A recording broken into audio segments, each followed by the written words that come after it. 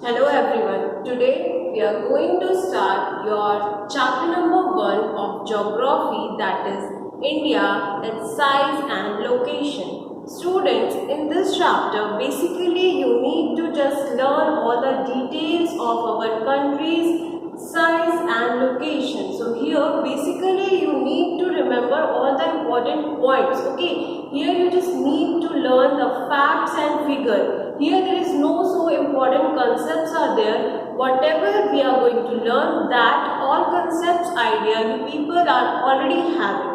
Okay, so here it is just a short chapter. We are going to discuss the main points. Okay, so let's just first see the video and let's observe what all details were mentioned in this chapter. Okay.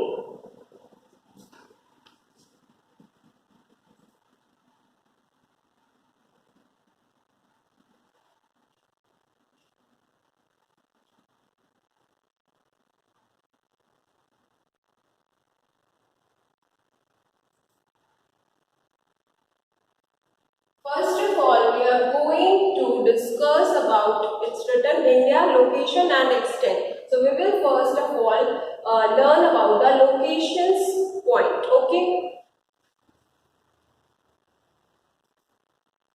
Take a look at these pictures. What are they synonymous with? What do they convey? That's right. Whenever we see these images or hear people referring to them, we think of our country, India. Come, let us learn more about our country. India is located in the southern part of the Asian continent.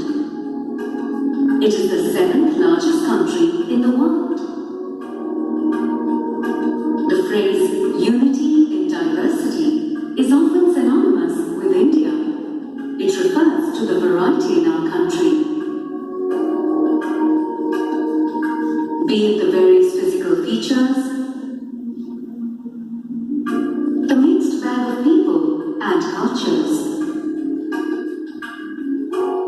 or the wide range of historical events that continue to influence our country, India truly is a land of diversity.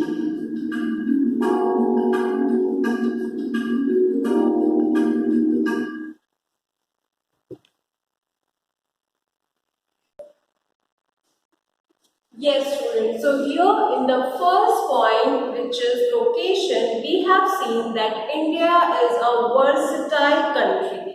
Or in the other words, it is mentioned in the video that India, where it is phrase is there that there is a unity in the diversity. So basically, we are having the diverse feature. Diverse feature means what? The different culture, species, and many other things were available in our country. Okay, for example, we are having the different geographical locations and accordingly the different climates are there, which is just mentioned here. Apart from that, it is mentioned that we are having so many great legend personalities who has contributed and played a great role towards the development of our country. So just let's see the next thing, that is the extent and boundaries.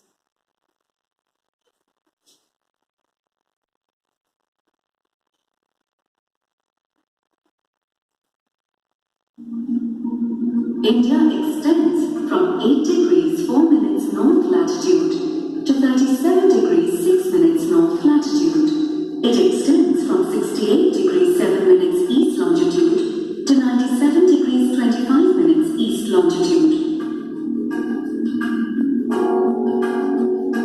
To the south of India lies the Indian Ocean. The Arabian Sea lies on the southwest, while the Bay of Bengal lies on the southeast. To the north is the Great Himalayan Range. India shares its border with 7 countries. Pakistan and Afghanistan lie to the west, China, Nepal and Bhutan to the northeast, and Myanmar and Bangladesh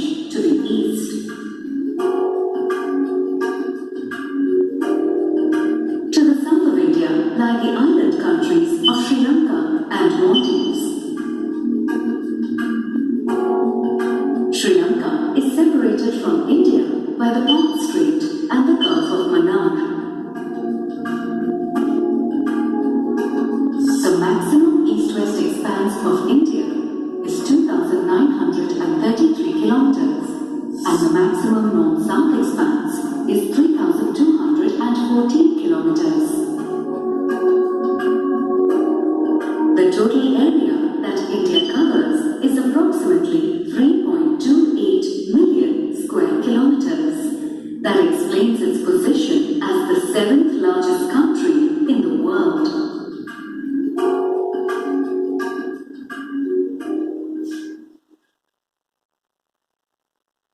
Yes, students. So here, as we have discussed about the point extent and boundaries, and whatever the details have just shown in this video, you have to make a note of that all details. Okay. So your homework is what? To make a notes of this all details about the size, about the area. Okay. Who all are the neighboring countries? Okay. So this all things we have to mention. Okay, so you people just make a point wise notes here. Okay, students, here it is said that India is a vast country. It lies entirely in the northern hemisphere. The mainland extends between latitudes 8 degree 4 north and 37 degree 6 north, and the longitudes 8 degree 7 east and 97 degree 25 east. Okay. So the kind of this sentences you have to make a notes, okay, in your homework for today. Okay, the next thing which is needed to be mentioned, and you should learn and understand, that the Tropic of Cancer divide the country into almost 2 equal parts. This all details you people have already learned in your previous classes, but as we have to discuss it here, so let's just recall it all again.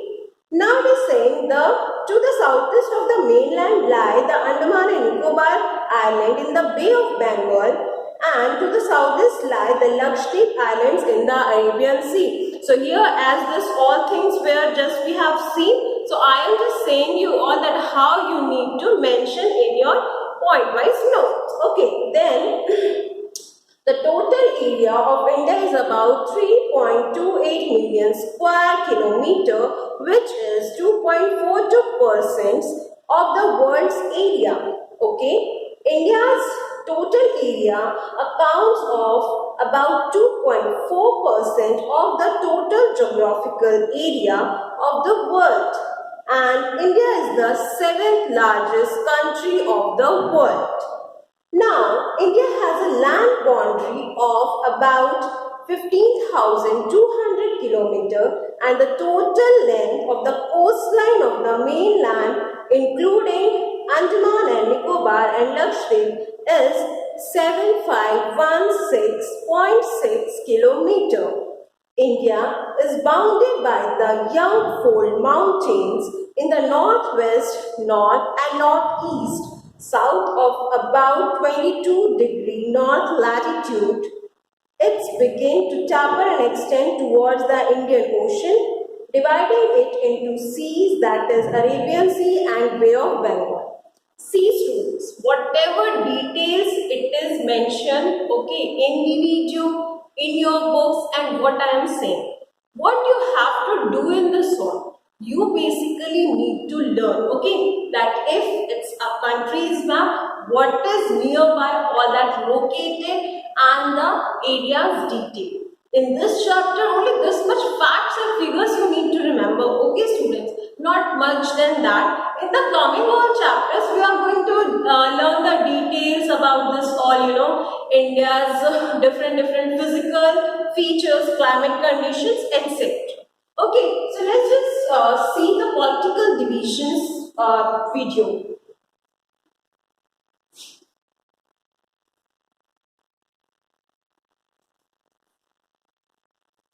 India has 29 states.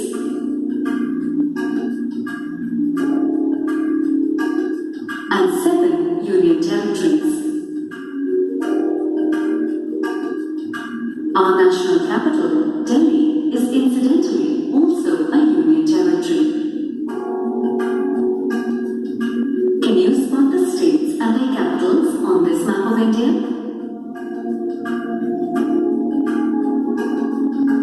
The states are mostly divided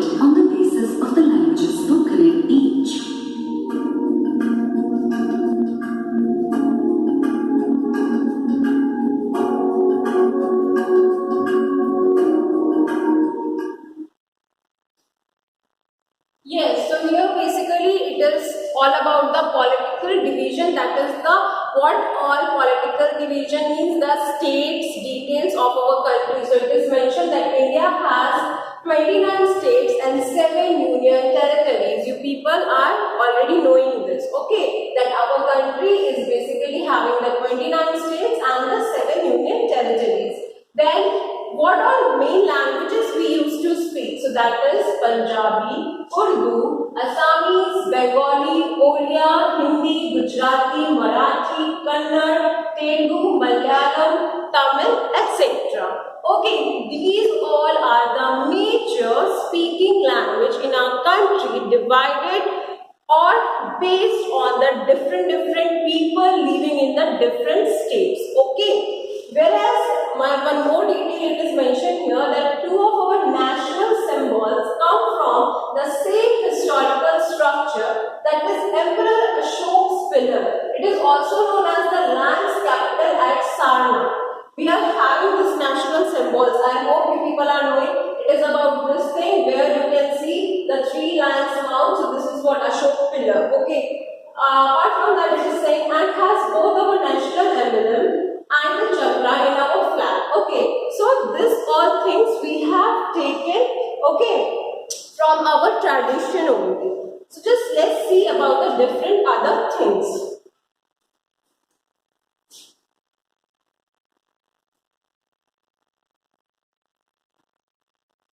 Now we are going to see about the physical divisions of India. First of all, on the basis of landforms, afterwards we will discuss about the water bodies. So first of all, we are going to discuss about the landforms.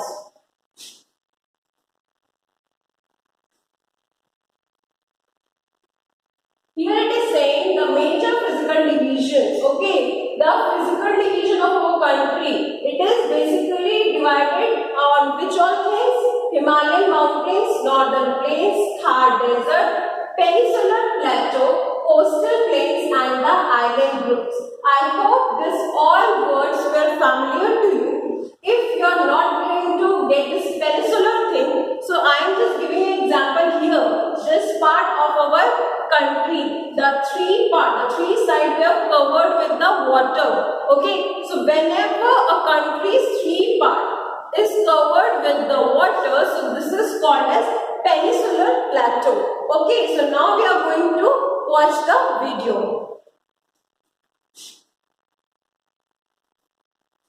From sweeping plains to high mountains, from vast deserts to islands, India has a wide variety of landforms. The Himalayan mountains, the northern plains, the Great Indian Desert, the Peninsular Plateau, the coastal plains, and the islands are the 6 major physical divisions of the country.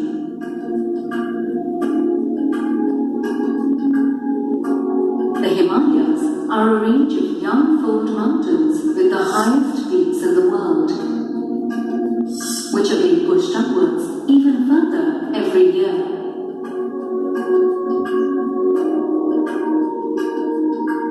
The Himalayan range is divided into 3 main parallel ranges: Greater Himalayas or Himadri, Lesser Himalayas or Himachal, and Outer Himalayas or Shivaliks.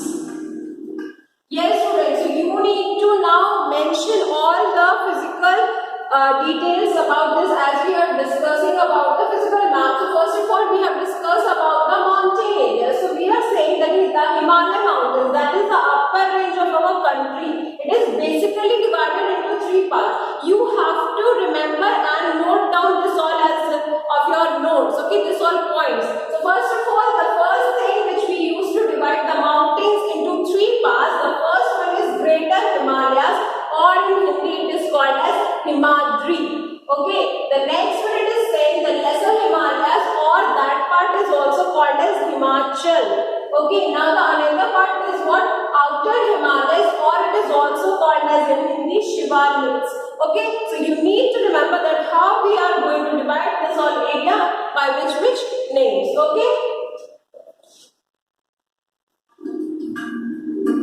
The average height of the ranges diminishes from the equator to the outer Himalayas. The northern plains are extensive flatlands formed by the rivers Indus, Ganga, Brahmaputra and their tributaries. The northern plains are extremely fertile and densely populated. The northern plains stretch westwards into the Great Indian Desert. It is also known as the Thar Desert. The name of the Thar Desert comes from Thul, the local name for the sand ridges.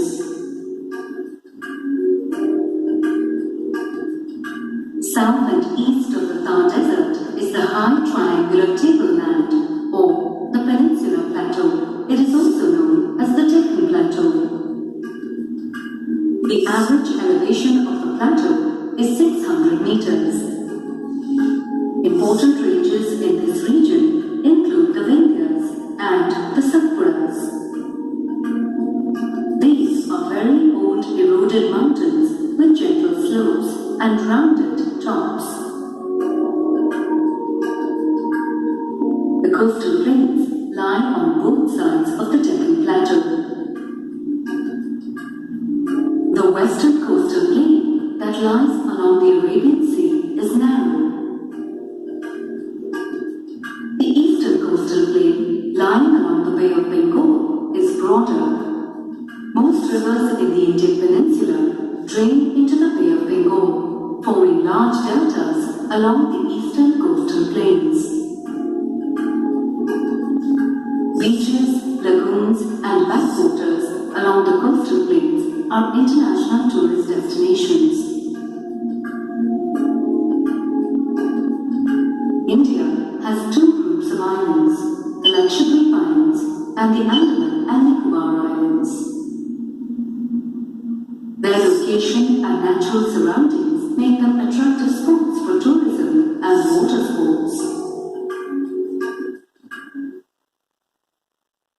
Yes, students, so as you have just learned all the details about the different physical division, you have to mention all the points, student. I hope these all things are clear to you. You please go once through your book also, read the details, students. Here, not as much confusion I hope you people will have, okay? But still if it's having, then you can write in your comment box and I will clear the details, okay? So in here you need to make a different category and accordingly you have to mention all the points which you have just seen in your video. That is, you first have to mention about the Himalaya mountains, that what are the details you have learned, about that the northern plains, okay, then the rivers detail also you have seen that what all important rivers were there in our northern plains, okay, then the Thar Desert, the Peninsular Plateau. Peninsular Plateau is also called as Deccan Plateau. Okay, apart from that, the coastal plains and the island groups which we have just seen, we just need to mention that what all details we have just learned here. Okay, now we are going to discuss about the water bodies.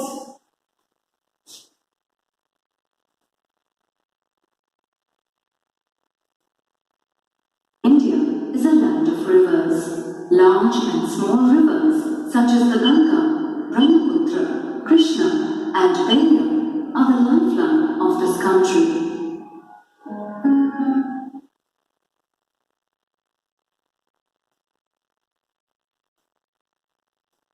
Yes, students. So which are the rivers where it is saying Brahmaputra, Ganga, Krishna and river Periyar? These all are called as the lifeline of our country because these all rivers are the main sources. There are the many other rivers also, okay. So rivers are basically a lifeline, it is saying, because without water we cannot survive and water is used in every manner, okay. So whether it's an agricultural process, okay, whether it's an irrigation, whether it's like the water related businesses like fishing or anything. So likewise it plays a very important role in our day-to-day life and as well as for the development of our country. Okay, let's see the other details.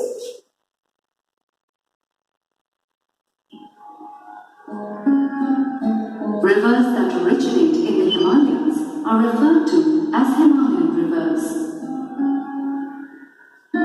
while rivers that originate in the Indian Plateau region are referred to as peninsular rivers.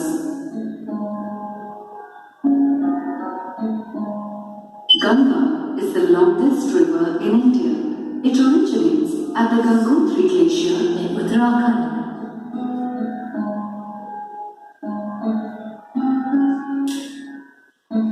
Yamuna, Gandak, Gagra and Kosi are the important tributaries of the Ganga. The mighty Brahmaputra River also drains into the Bay of Bengal. The mighty Brahmaputra River, Yamuna, Gandak, Gagra and Kosi are the important tributaries. Yes, students. So here it is saying about.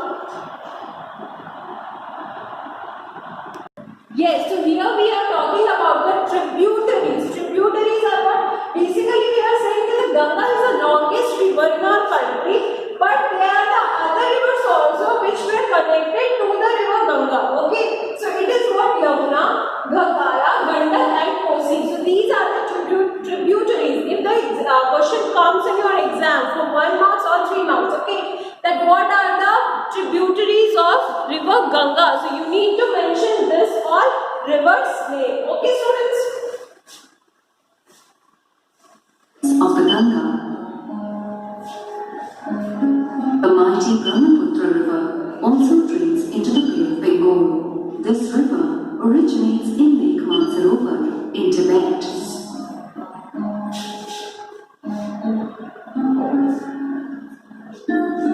The river Indus originates in Tibet, flows through India and Pakistan before emptying into the Arabian Sea.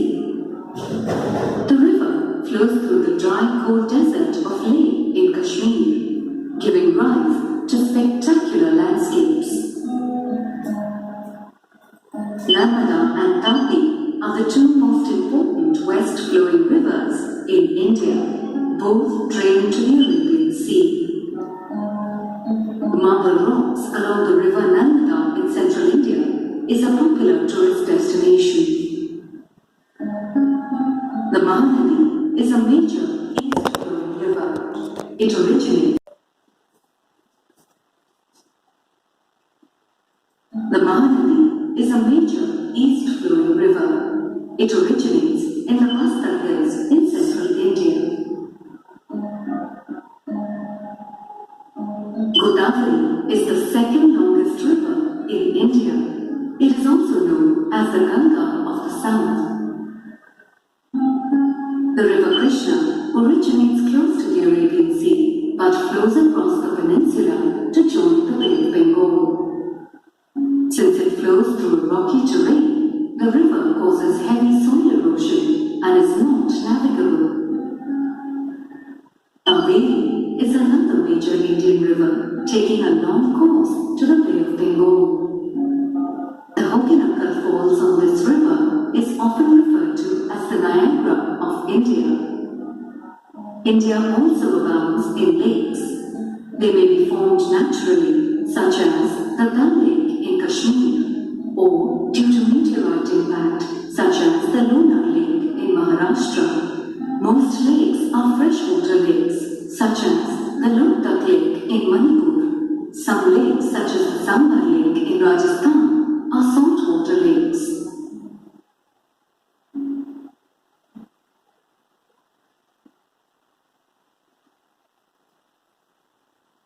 Yes, students, so you have just learned about the different rivers detail in which what you have learned that the major rivers of our countries are what all? The first one is Ganga and you have to mention all the tributaries of the Ganga. Then the second largest river of our country is Godavari.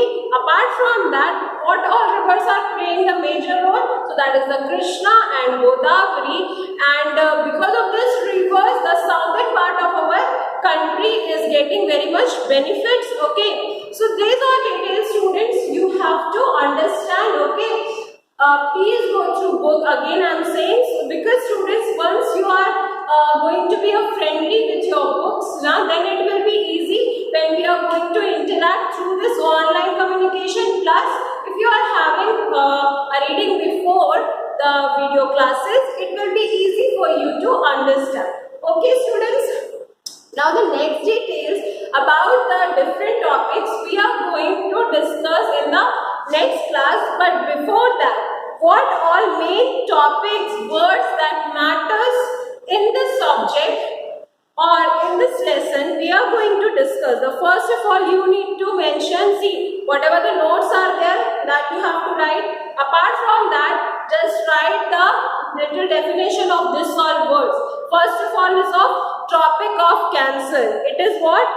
Just listen carefully. It is an imaginary line parallel to latitude and is drawn parallel to equator 23°30 north.